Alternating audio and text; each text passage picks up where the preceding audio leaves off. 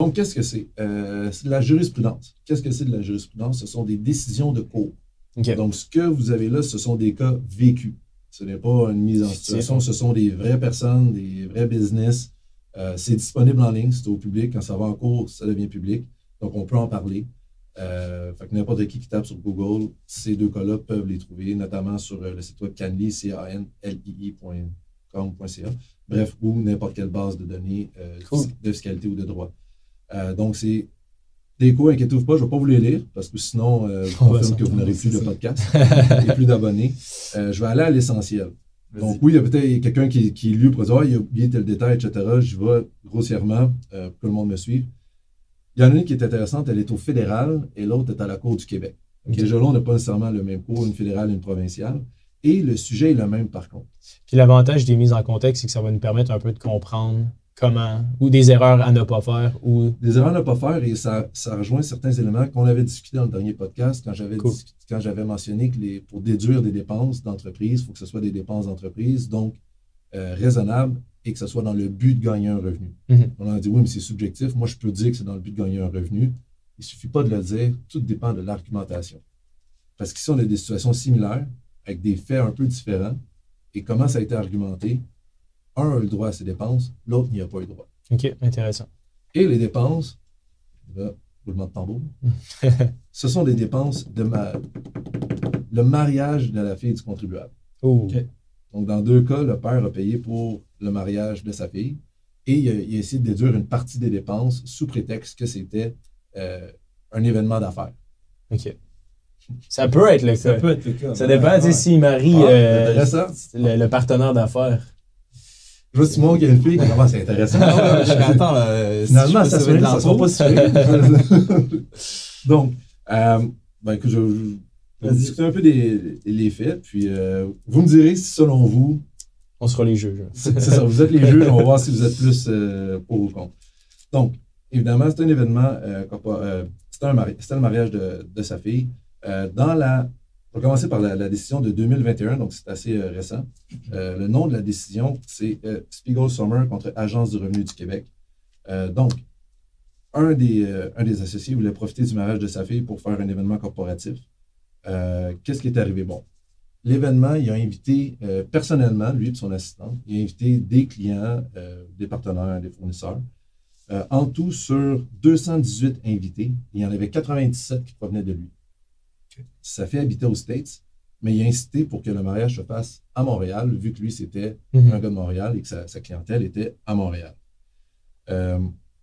La correspondance était au nom de sa fille, portait le nom du mariage du mari de sa fille et de sa fille. Certains employés ont participé, mais on ne sait pas combien. C'est lui, personnellement, avec son assistante, qui a choisi les invités. Ses autres partenaires d'affaires n'ont rien dit du tout. C'est lui qui s'est tout occupé de ça. Au mariage, il a séparé la section qui était affaires et au niveau des tables, la section affaires et la section personnelle. Wise. Les invités n'avaient pas de lien avec sa fille, c'est-à-dire que ce n'était pas nécessairement du monde qui connaissait sa famille ou quoi que ce soit. Donc, c'était des vrais clients. Les factures du mariage, etc., étaient au nom de sa fille. Une partie des invités qui étaient là, par contre, ont témoigné, et c'était par exemple, il y en a 3 qui ont témoigné sur les 97, et c'était exemple, un gars avec qui il avait été au secondaire, avec qui il avait grandi, qui connaissait depuis 30, 40, 50 ans. Donc, des relations de très longue date. Et personne de la business est venu témoigner au procès pour venir dire que oui, c'était pour des raisons d'affaires ou quoi que ce soit. Ça, c'est la première décision. Je te coupe, excuse-moi. Est-ce que ça doit être quand même un gros mariage? On ne doit pas parler de 5-10 000 là, à 200 personnes dans la... Combien est-ce qu'il a demandé? Il a demandé des dépenses, j'ai oublié de le mettre, je pense que c'était-tu 60... Ouais, j'aurais dit ça, 50-60 000 en mariage comme ça, là, 200 personnes. Il a demandé une dépense de 75 242 $. OK. Pour passer tout ça dans son entreprise. Okay. Oui, c'est pas tout le mariage. Il a demandé juste une partie du... Dans le fond, sur 218, en fait, ce qu'il a fait, c'est qu'il a pris le coût total du mariage, il a fait 97 divisé par 218 fois les coûts du mariage. C'est ça. Et il a essayé de passer ça. Donc, rapidement, il a choisi l'endroit. Il y avait à peu près, on va arrondir, 44% des invités qui provenaient de lui. C'est lui qui a choisi les invités pour la portion affaires avec son assistante. Il y a quelques employés, mais on ne sait pas combien qui auraient supposément participé à tout ça. Les invitations étaient au nom de sa fille et de son futur mari à ce moment-là, qui sont mariés maintenant. Il n'y avait pas de logo d'entreprise nulle part. Sa fille ne connaissait pas nécessairement les personnes qui l'ont invité. Et certains invités étaient des amis de longue date. Et personne de la firme n'était en mesure de venir supporter que oui, c'était pour des raisons d'affaires. Ils ont accepté qu'il se fasse rembourser ses dépenses, mais sinon, il n'y a pas eu de... Là, je ne vais pas dire qu'on laissé tomber, on ne sait pas ce qui s'est passé, mais il était tout seul. OK. Fait que ça, essentiellement, fait qu'il y a, est-ce qu'il a passé ou pas? Ah, ça va être avec vous autres. C'est vous, à vous C'est de me nous dire. les juges. C'est nous, C'est vous ok. les juges. Est-ce que vous pensez que ces dépenses sont pour affaires? Et pour vous aider, la Cour suprême, elle disait que pour décider si une dépense est d'affaires ou personnelle, il y a quelques critères qu'on va examiner. Ce n'est pas exhaustif, mais voici quelques-uns. Est-ce que des dépenses similaires ont été engagées par des entreprises semblables? OK. Est-ce que les dépenses, s'il n'y avait pas d'entreprise, est-ce que ces dépenses-là auraient été engagées? Parce que s'il n'y a pas d'entreprise et les dépenses auraient été engagées, ça va vers le personnel. Sinon, est-ce que c'est un besoin qui existe en dehors de l'entreprise? Ici, ça s'applique moins, mais ça, c'est par exemple, quand on parle de se nourrir, se loger, se vêtir, que tu travailles ou non, tu as besoin de te nourrir, te loger, te vêtir. Fait que c'est très difficile de mettre ça comme des dépenses d'entreprise. Pas impossible, mais plus difficile. Donc, en fonction de ces critères-là, il y en a plein d'autres, mais juste pour les fins. Vous êtes les juges, messieurs. Est-ce que vous pensez que la personne a en mesure? Moi, personnellement... Vous pouvez me poser des questions, je vais vous dire Ouais. si le cas répond ou si vous voulez poser plus de questions. Ben, dans le contexte où l'objectif est d'augmenter les revenus d'entreprise, c'est certain qu'il y ait un événement d'affaires. On n'est pas capable ici de faire le lien. C'est vrai, c'est un autre point. On n'est pas en mesure de faire le lien direct entre cet événement-là et une nouvelle clientèle ou une augmentation de revenus. Lui, Ok. il dit que c'est pour maintenir les relations. OK. Ben, dans ce cas-là, je tomberais en la faveur de... Il n'a pas passé parce que... Mais c'est quand même... Mais toi, tu lui donnerais ou pas? Moi, personnellement, ouais, Ouais. je lui donnerais. Je lui donnerais. Moi Parce aussi, que- je donnerais. parce En que... fonction de la loi, messieurs. Non, mais dans... Ah, mais la loi, c'est nous. C'est la C'est vous, liberté la 45. juge. Voilà. Mais en un sens, j'ai l'impression que tu sais, c'est un gros souper d'affaires, puis je me mets dans les souliers de leurs clients. C'est certain que tu développes une meilleure relation de confiance, tu te fais inviter au mariage de sa fille. Il y a clairement des revenus qui seront générés dans le futur grâce à ça. Que ça soit une rétention de clients, il y a une corrélation directe entre développer des relations de confiance et les affaires. On est d'accord? Fait que moi, Moi, je suis personnellement... Moi, je suis d'accord. Moi, je suis 100% d'accord. Fait que Sim, dis quelque chose pour me supporter. Non, mais je suis 100% d'accord avec Hubert. Un mariage, c'est quelque chose de sacré. tu vois, moi, ma sœur, elle s'est mariée. Je sais pas si j'ai le droit de le dire sur le podcast, au pire, on le coupera. Mais je m'en fous. Ma sœur, elle s'est mariée et la famille à mon beau-frère, c'est des gens qui ont une compagnie, qui ont de l'argent, etc. Puis au mariage à ma sœur, il y avait, je pense, 30% des gens qu'elle connaissait pas. Là. Il y avait 200-300 personnes au mariage. Il y en avait plein que c'était des clients du père qui avaient ramené. Je sais pas si lui les a mis sur le nom de la compagnie. Peut-être pas, ouais. Peut-être pas. Mais oui, je pense que...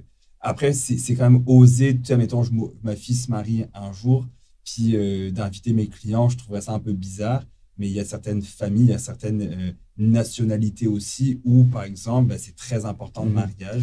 Mais Donc, mon argumentaire était surtout basé sur le fait que je suis en faveur de l'entrepreneur dans ce cas-là. Mais Ici, il faut être neutre. c'est ça. Neutre. En Ici, étant- tu es juge. exact. Donc, En tu ne peux étant, pas- en étant totalement neutre, c'est un peu tiré par les cheveux.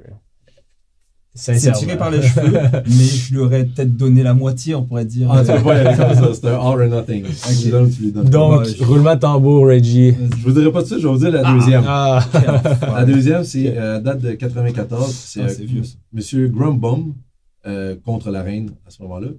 Elisabeth. Donc, encore là, il a profité du mariage de sa fille pour faire un événement corporatif. De base, M. Grumbaum a dit que par ses convictions religieuses, c'était difficile pour lui d'aller dans des restaurants et dans d'autres événements corporatifs à cause qu'il fallait certains types de nourriture, etc. Donc, il y avait de la misère à faire des relations d'affaires avec ça. Ok. C'est quand même une des plus grosses entreprises de distribution de lampes de chevet, de ce que j'ai compris. Puis distribuées aux États-Unis, puis etc. Fait que, bref, je disais, la fille va se marier, je vais en profiter.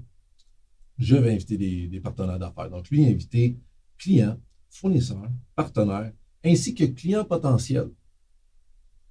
C'était important. Et par la suite, la correspondance a été organisée par sa VP. Donc, lui, le père en soi, n'a pas participé à la sélection des clients ni rien.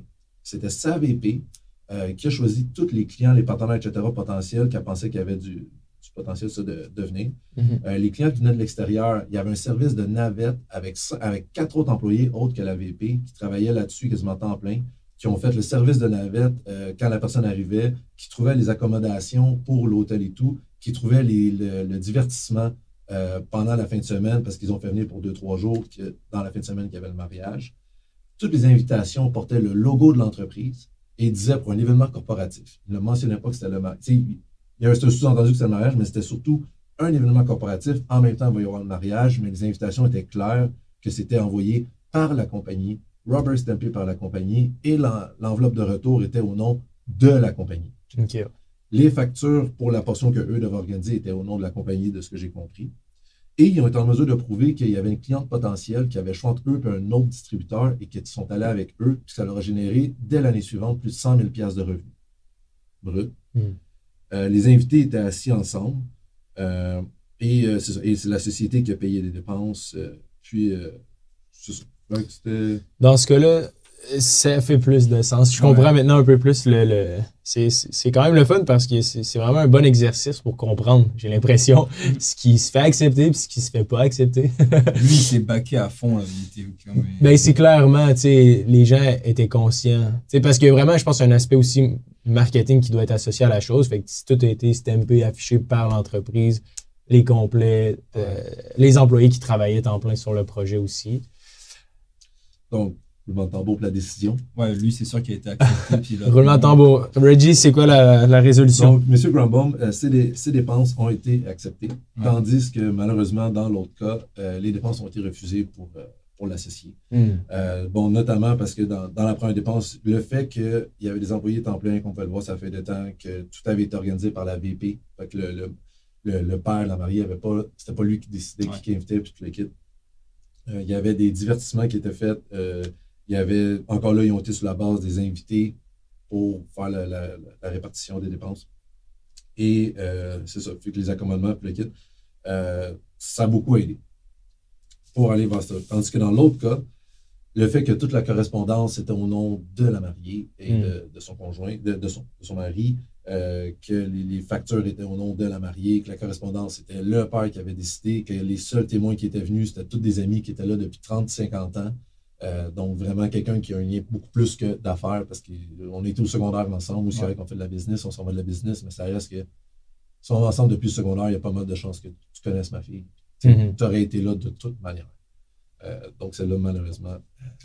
J'ai l'impression qu'il y a un mariage qui était pas mal plus plaisant pour la fille que l'autre.